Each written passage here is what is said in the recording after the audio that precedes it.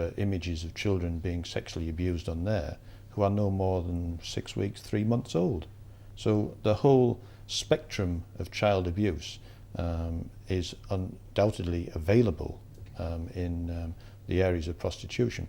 But what I would like to say is that the vast majority of children who are sexually abused by people they know and they trust, and families and school teachers and that type of person. It is the minority of children who are trafficked outside of their countries to be sexually abused by others in a different environment. But however, it is a problem, it is a growing problem, and we're only too aware of it, and we have various forums which we approach that, and to try and assist again countries in developing new strategies and tactics to prevent it, prevent the abuse of the children, and also to identify who they are and who the criminals are behind it. Yeah, can we safely say that a human trafficking crime now is on a global, is a cartel in a global world? It is massive business. We also deal with illegal immigration, clandestine immigration, and they are separate and distinct areas of criminology, of crime rather. And the main difference is that the person who is being trafficked as an illegal immigrant wants to get to another country to start a new life. The actual women and children, and young women and children who are being trafficked for the sex industry, some know where they're going and why they're going, but many believe that they're going to work in totally different environments as waitresses, to work in hotels, to work in bars, to go as dancers, and they believe that this is the reason they're actually moving countries to start a new life. But the reality is it's very, very different when they actually arrive in the destination point. The year 1998, so I met a woman called Vivian. So she said, "Wouldn't I like to travel out to Italy?" I said, "Yes, of course." I said, "Okay, what am I going to do there?" She said, different kind of things, maybe taking care of baby or work in the farm, all kind of things. I said, okay. I decided to travel with her. That's all. We took a flight, we took a bus from Iyaru to Lagos. Then from Lagos, about 4 days later, so we traveled from Murtala Mohammed Airport. So we traveled down to Zurich. Then from Zurich, we transit to Germany. Then from Germany to Napoli. That was in the midnight, so I slept in the hotel. But then I slept in the hotel. I was having one phone number. The boy's name is Prince that stays in Ram. Then I called him, so the boy decided to come and pick me. But the next day, so a lady called Bosse, Yorubage. Then she came to pick me at Rome, so that she took me to a woman in Parma. So I was staying, she said I would stay with her, that she would look for a good job for me. So I was very happy.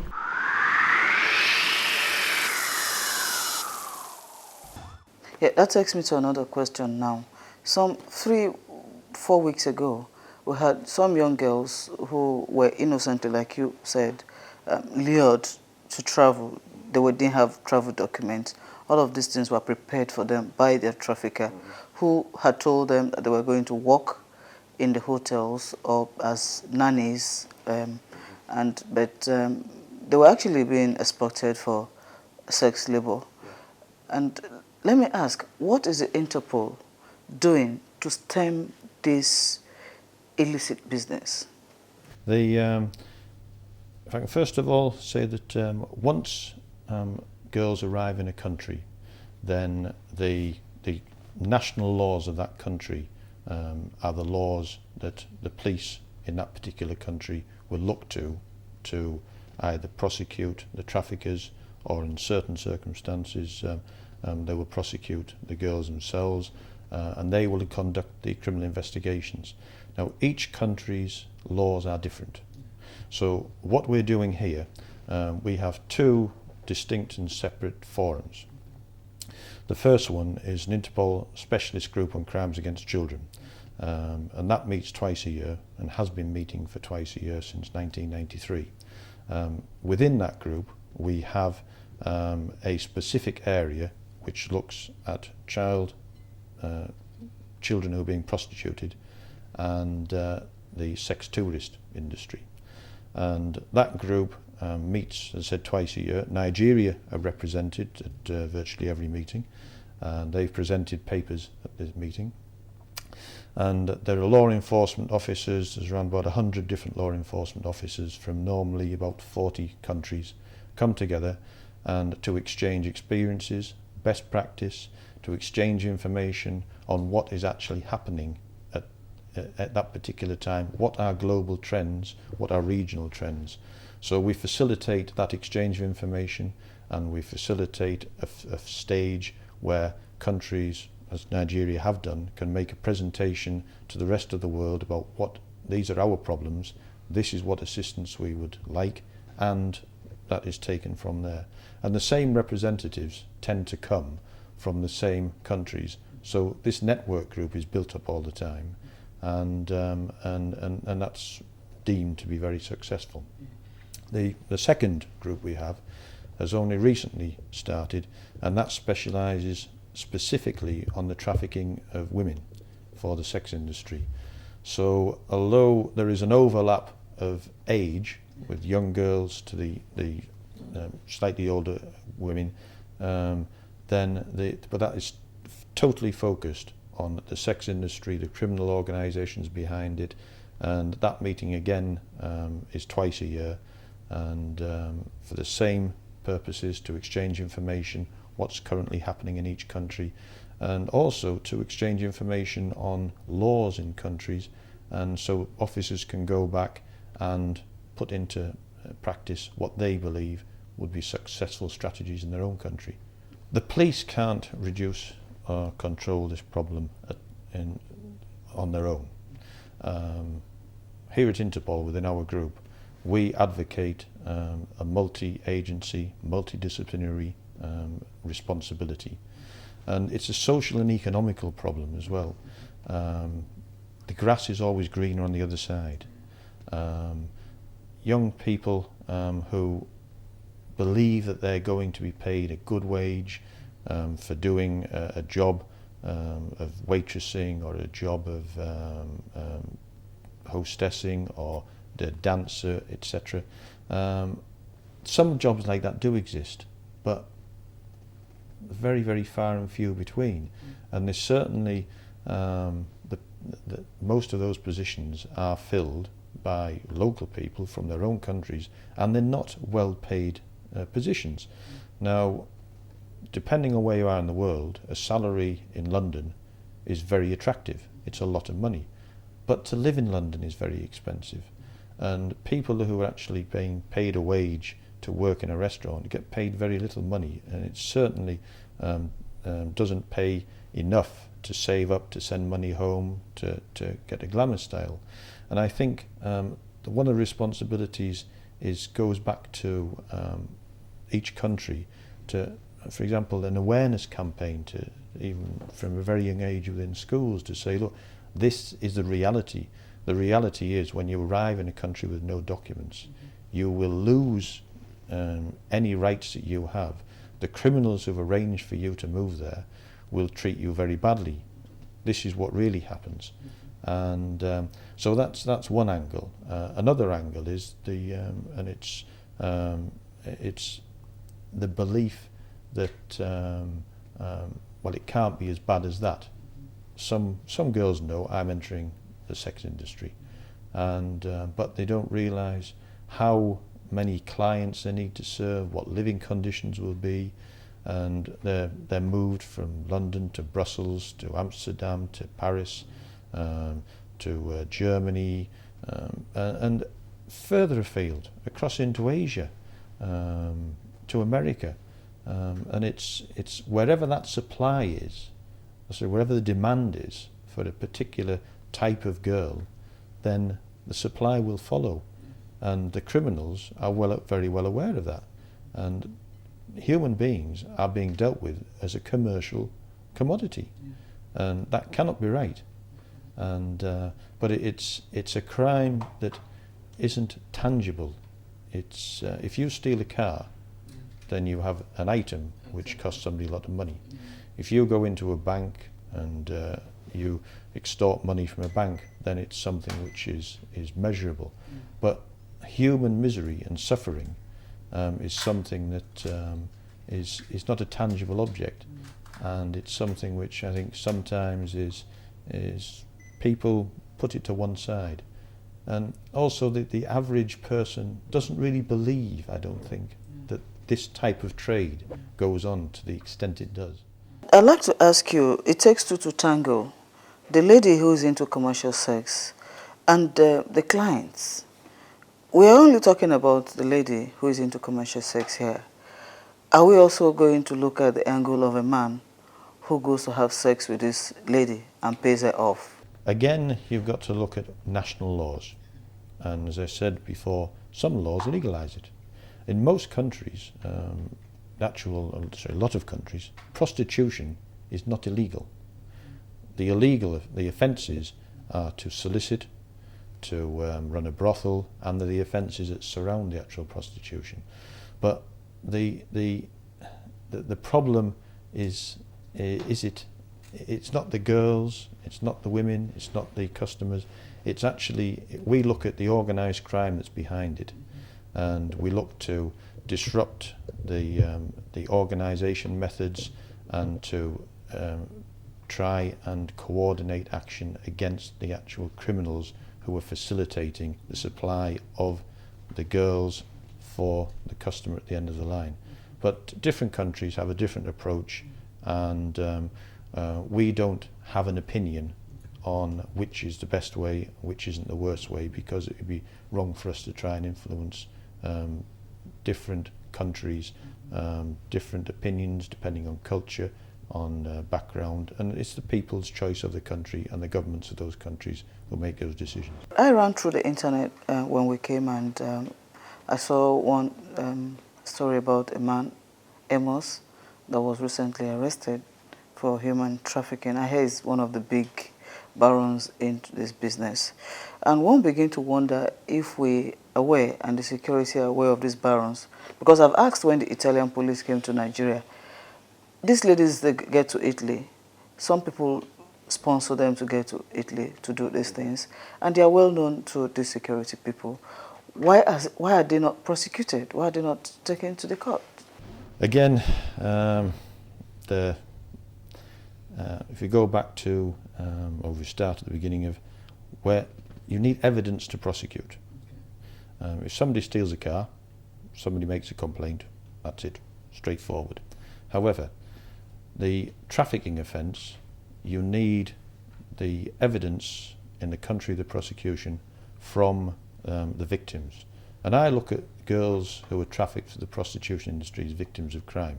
Then I don't look at them as criminals, they're victims. And and countries need to obtain evidence from these victims to take the traffickers to court to prosecute them. But there are many, many problems, and a lot of them are fear.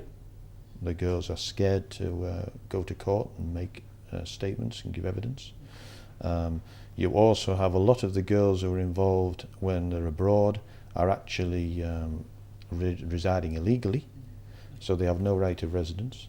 And the other problems they have are, do they trust the police in that country where they're in? Because many of the girls from many countries have a different relationship with the police as in the countries where they're actually being exploited. Now, there is a new UN convention which has been published, and it was in Palermo is where it was went for ratification, and that sets out guidelines specifically relating to women should be treated as victims, and government should look seriously at providing some sort of safeguards for girls who are being exploited through the sex industry, and so that possibly a right of residence, a right of residence for a period of time. Sort of witness protection is something which you've got to consider.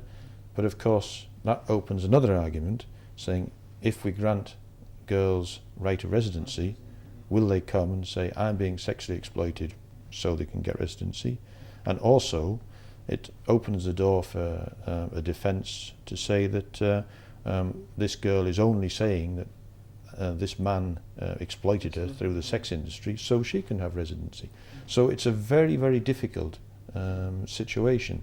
So it's law enforcement in different countries have different methods of obtaining evidence, and they're working hard. A lot of countries are working hard, and certainly within the European Union, the presidency takes over. Belgium take the presidency next, and they have very, very high in their agenda crimes against children, trafficking of human beings, and European governments are looking at this very, very seriously. Yeah. Would you suggest in this context that countries globally now should look at the law and do something to review the law to suit the problem that we have on the ground now? I think a lot of countries need to review their legislation, because a lot of legislation was written a long time ago. It was written before people were travelling around the world to the extent that they are now. It was written before the internet was there, where you could seek information on where to find prostitutes in a town, what's actually going on in other countries. And now people are so much more aware of what's actually happening. And I think countries need to continue to review legislation, and but to do that in consultation with law enforcement and other agencies as well, because it's, for example, health have a very important role to play. It's in Africa, as you well know, and I'm sure your viewers will know, AIDS is a massive problem in Africa, and the AIDS problem is something which has got to be addressed through an education campaign. There are a lot of myths and taboos, and young children and young women need to know that these are myths and the taboos, and believe that they're myths and they're not true stories. And so there are many other areas. It's education, as I mentioned, there's health, there's the police, social services, but all of these within the countries cost money. And so it's a social economical problems as well, which affect the speed in which countries will actually react to this problem. And the problem isn't just to prosecute or try and prosecute children or young girls who are soliciting themselves, or just to prosecute the men who are actually going to have sex with the women. It's to legislate and educate, and also to focus on those people who are facilitating the trafficking. But if there was no demand to leave a country, then nobody will want to go. Let me ask you this question. Have you had to deal with cases where ladies are subjected to having sex with animals? We've had all sorts of stories. You are an expert in this field. Have you had to deal with such? On an international basis, with the internet exchange of information involving what we call bestiality, sex between animals and people, and videos. They do exist. It's quite in some countries again. It's legal. Other countries it's illegal. But it's only between countries where it is a criminal offence, and that's what the areas we work in, involving sexual relationships between adults through whatever means they are. We don't moralise, and a lot of people mix up, particularly prostitution involving adults. They get a moralistic view, and the morals of whether prostitution is right or wrong is something which we don't take a view on. One thing, sex with children is sexual abuse, and children cannot consent, and and anything else beyond that, then we don't look at a moralistic view. If it's an offence in a country and it's an offence in another country and they want our assistance, we'll assist them. Okay. Why ask this question? You talked about AIDS. And like you said, AIDS is a problem that is ravaging in Africa now. And from our own background, we see it as, oh, most of these girls who come into Europe to have all this, because of the morals, because of the culture that we have back home, we see it as perhaps they would have gotten all of these diseases from having sex with all sorts, human and animal. And for every girl that is deported back to Nigeria, the Nigeria police first took it upon themselves to let them to go pass them through AIDS test. And sometimes you have 5 out of 10, you have 6 out of 10, you have 2 out of 10. And we're beginning to wonder if the stories we're told has to do with them sleeping with animals or human beings. I'm not a medical person, so I don't think my knowledge of AIDS is it's passed by blood contact and body fluid contact. So I'm not really the best person to ask that question of. I think if you find a medical doctor who's an expert in that, they'll probably answer those questions for you perfectly well. I was staying with this woman. This woman said, don't worry, my daughter, I will look for you a good job. You know, I was very happy, excited. About 3 days later, she brought some little clothes, some sexy clothes. I said, what am I going to do with this clothes? And she sat me and she said, here is not Nigeria, we are in Italy, so the work here is prostitution.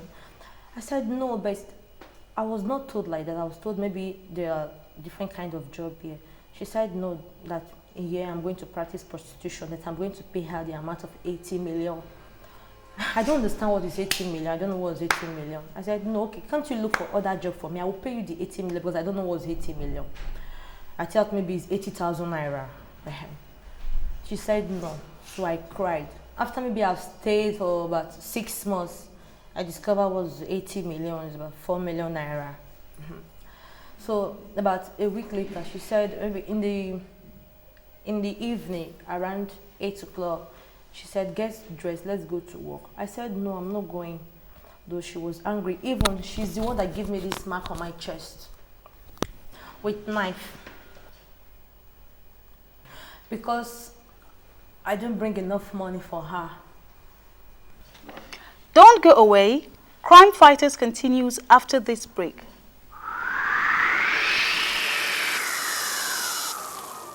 The police and you. Bridging the gap between the police and you. It's unfortunate.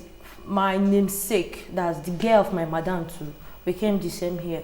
So they killed her. She went out with an Italian man in radio. They killed her, they stabbed her. Every profession has its own hazard. The hazard is more in a profession like prostitution. We have had the opportunity, or we've had the painful opportunity of sending some girls home. Some of them were deformed because of accident on the street. You know, I know of a case where the girls were in winter warming themselves, they set fire to warm themselves, and you know what happened? An aggrieved person dropped a jerry can of petrol. 2 of them were badly burned, and I think 1 lost her life. We had to send those 2 back home. There's also the girl who got infected with HIV, you might have heard about it, who went to Pope and pleaded that the Pope please should help to take these girls off the street. She died eventually. And all of us were there. And you see, the prostitutes themselves were crying. And it was a very sad sight. And we told them, I said, look, if this thing is not good, so it's unfortunate. That is for those who have even reached here. There are a lot of them who have lost their lives between where they started and where they were supposed to stop. A lot of them lost their lives. If you look at the route they take, it is a very dangerous route. They have to cross the Mediterranean Sea in a small canoe. And you know what that means. A lot of them have lost their lives. A while ago you said threats from those controlling them. And these people are in a developed world here. Doesn't mean the police around that country does not know who these people are to fish them out and also deport them the way they also deport these young girls who are innocently tricked to do this business for them. Yeah. If police in various countries, if they're aware of who's involved, they will undoubtedly be investigating them. But many of the people who are involved are nationals of that country. So it's not a matter of deporting them to the country of their origin, because many of the criminals involved in organised crime in each country are nationals of that country. And then you need to get the evidence. And to get the evidence, you need the evidence from the girls, and we get back to where we started. That's very difficult to get, because it's a lot of occasions it's threats against the family back home as well. The families are aware that their daughter has gone to work, and they send a little bit of money back, and a lot of it is shame. The children are ashamed of the fact that, you know, I've been conned, I'm working this way. But they write and say to their families, I'm working in a restaurant and life's good and I have a boyfriend. And it's a story to keep the family happy. And if they don't work in the sex industry, then their controllers say, we will inform your family. Not from Nigeria, but another part of the world, it's been documented that on arrival, girls are forcibly raped and it's filmed. And the threat is that the pictures will be sent back to their family if they don't work for them. So there are many different ways. And these the girls aren't kept under lock and key. It's not like an arrest in a prison. It's a mental detention, knowing that they're controlled mentally as to when to come and when to go and the money to provide. And another very common method, which I haven't mentioned yet, is the introduction of drugs. They get introduced to heroin, and it's free, try this, and yeah, lovely. But then it's not free after they're addicted, and they have to pay for it. And to pay for it, they have to work, and the only person they know how to get it off is their supplier, and he's the same person who's exploiting them. And so it's not a good lifestyle. It's not a pretty lifestyle, and it's not what it's painted to be. There is a lot of money which is made, but the girls don't see it. It goes into the organised criminal groups. I would like you to share your experiences in this regards as it relates to trafficking in human and prostitution.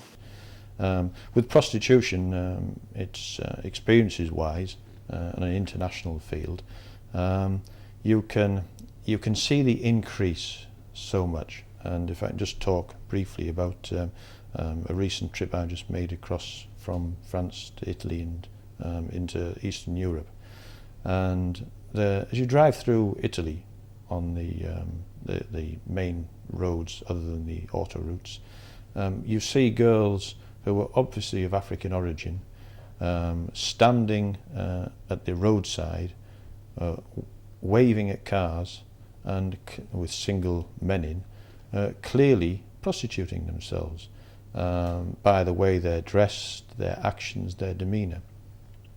And this is daylight hours, evening hours, and it's something which not one girl or two girls, but there are hundreds of them, hundreds. And I was recently in Venice, and I got the bus from Venice back to my hotel, which was about 20 kilometres outside of the town. And the bus left at around about 9 o'clock at night, and there were 7 black African girls who got on the bus, who got off at different spots, at shopping centre car parks, at crossroads, clearly for the purpose of prostituting themselves during the night. Now, the risks that are involved there are unbelievable. First of all, there is the risks of physical injury. You don't know who's going to stop. You don't know what language they speak. You don't know where they're going to take you. You don't know what's going to happen. And it is not a job that I'm sure any of these girls thought they were actually going to do.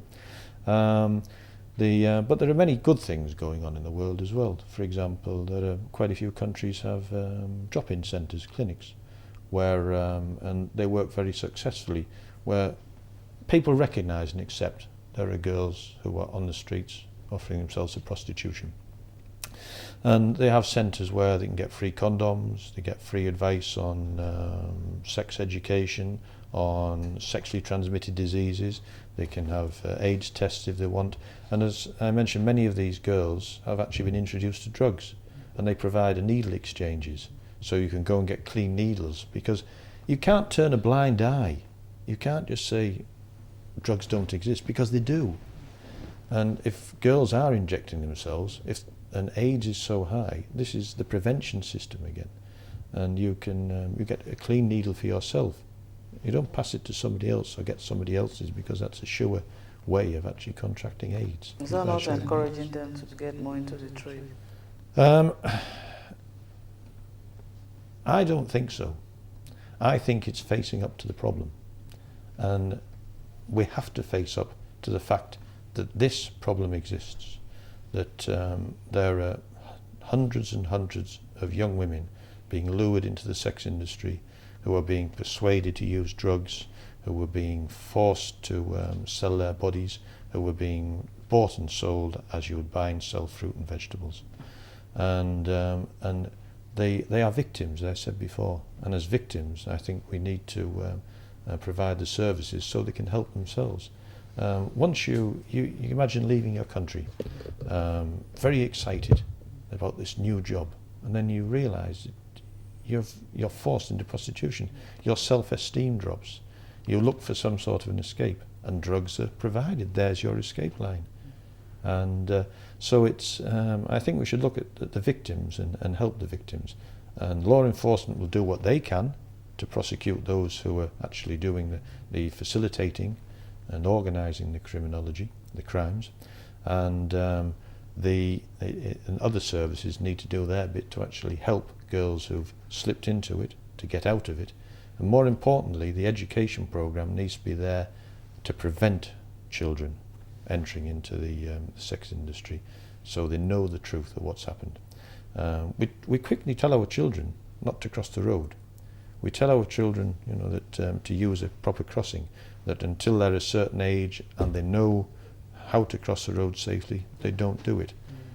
But teaching children about the dangers of the sex trade and sex is something that is difficult for parents, I think, in many, many countries. To discuss. And but it's got to be faced up to and discussed, and they've got to be aware of the dangers. And as the internet increases, the same applies there.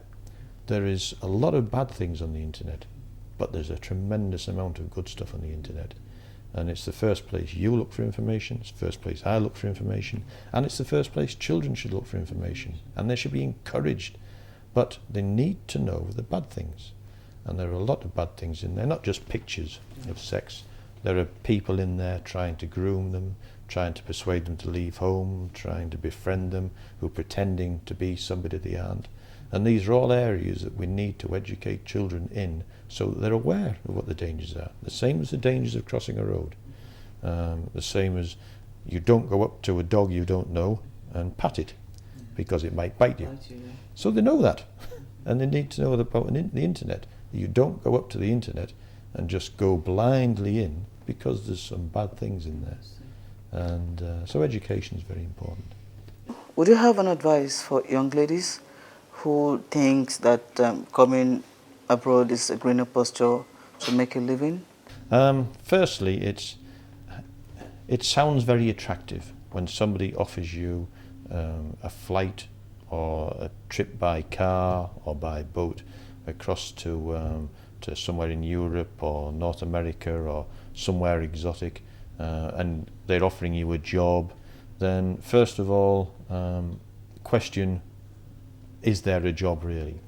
And the reality is that to stay with their family where they are and try and create a life and a home and work within their own country, if there is an offer of an employment, then make sure that if they are travelling, one, if somebody's offering them a job without the proper documents, then it's not a proper job. Make sure that it exists, that if you need visas, you have visas, and that somebody make contact with somebody in the country you're going to make sure that they can go and see that the job actually exists. and I don't think very many of them will. But the reality is that girls arrive and they're kept in very, very bad conditions. They're given very little money and they're put out on the streets, or they work from small flats or very small rooms in multiple occupancy brothels, and they are they're forced to sleep with any man who comes through the door. They're made to stand on street corners and look into cars, and any man that stops in the car, they have to have sex with them. They can't refuse, they can't choose, because of the threats and the oppression from those controlling them. And the basic advice is that the job they think they're going to won't be there. Create a life within your own country, and it's stay with your family. That if you don't know, you are not sure of what your daughter is coming to do in Europe, please don't encourage her to come out. Most of these girls come here and get into prostitution. Some of them you've not communicated with for a long time might have lost their lives. Even during transit, some of them might have lost their lives. So it is a very, very dangerous game, a dangerous way of making a living. Keep your daughters, give them good morals, and let them be around you. I think you'll be better off than sending them to Europe. Because here in Europe, they either get involved in the prostitution or they get involved in the drug trafficking. You know, prostitution goes along with a lot of vices. And that's the message I have for those of my countrymen who are back home. Let us be sure of where our children go to before we allow them go.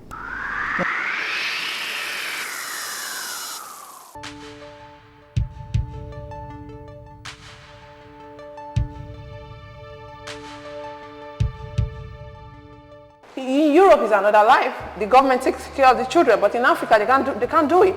The government couldn't even help. Rather, they make things more difficult, which you know. So what will I do to assist myself or to assist my family?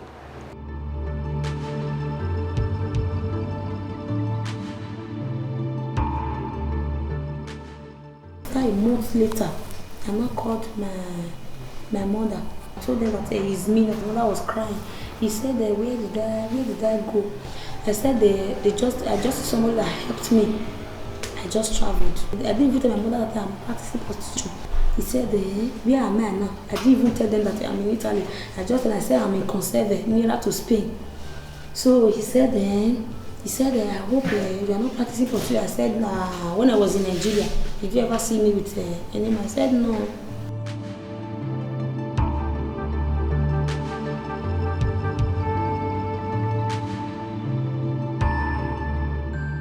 When we got there, I saw about other 3 girls around 11 o'clock in the night. They were preparing, wearing shoes and all that, this, that.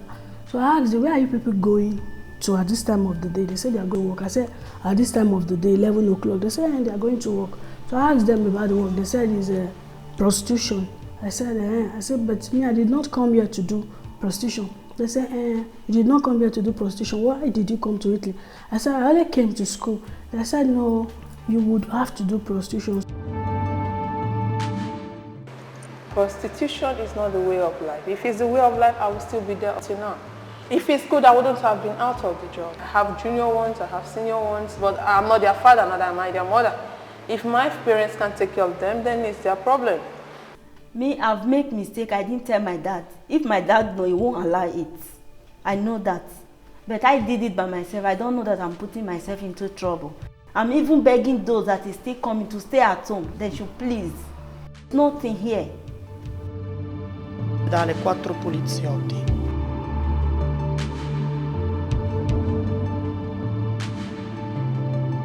Volte nelle nostre case.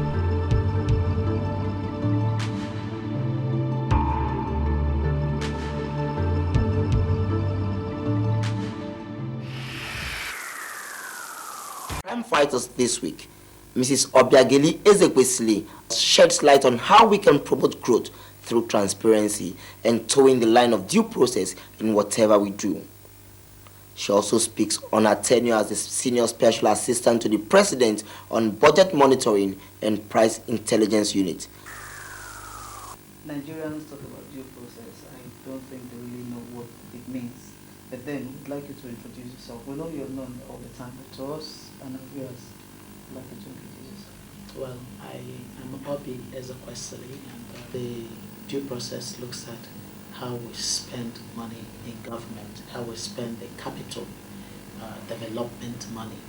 Are we getting efficiency out of our expenditures? Are we getting value for the money that we spend? While the EITI looks at the revenue side of what government earns, and that revenue side puts a focus on the extractive sector, meaning the oil sector and gas sector, and of course mining sector ultimately. So, the simple answer to the due process is that it is the mechanism for ensuring that strict adherence to rules that should govern the way that government embarks on its public contracting would meet up to international standard, and therefore would place emphasis on openness, transparency, would place emphasis on competition, and would place emphasis therefore on value for money.